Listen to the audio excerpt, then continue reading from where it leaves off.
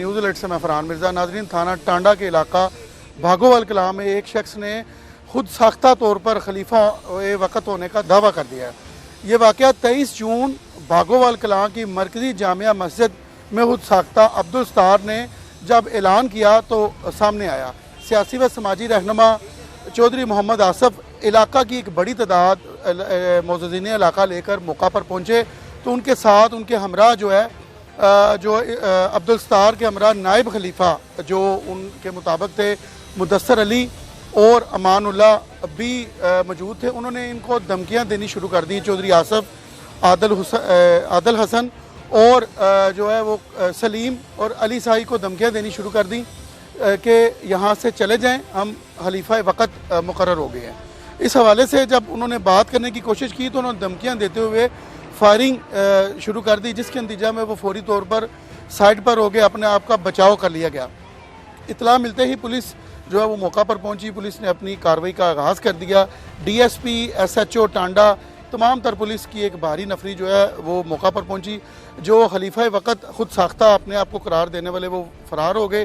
Police ने basic जो कार्रवाई का आगाज़ किया, जो फायरिंग के कवर थे उनको जमा किया और बाकायदा सारे वक़ुआ को देखते हुए उन्होंने FIR का अंदराज कर लिया।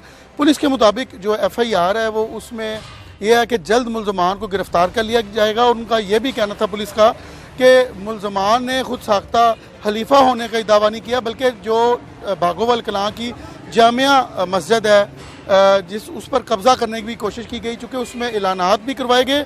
और ये भी मैं बताता चलूँ कि ज़राए के मुताबिक इससे पहले एक पम्फलेट भी तकसीम करने की जो है वो सुनने में आई है। इस सिलसिला में पुलिस का कहना है कि मुल्ज़मान को जल्द गिरफ़्तार कर लिया जाएगा।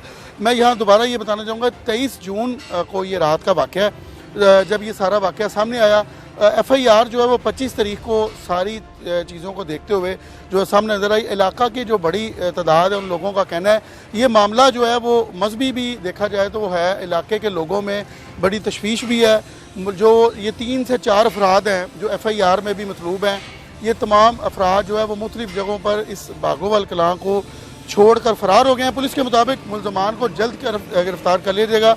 DSP का कहना है कि हम इलाका को अमन अमान की सूरत हाल जो अमन अमान की सूरत हाल इलाका में ख़राब करेगा उनके ख़िलाफ़ भरपूर कार्रवाई होगी और उनको जल्द मुल्ज़मान को भी गिरफ़्तार कर लिया जाएगा। मज़ीद अपडेट के लिए देखते रहें न्यूज़ अलर्ट गुजरात।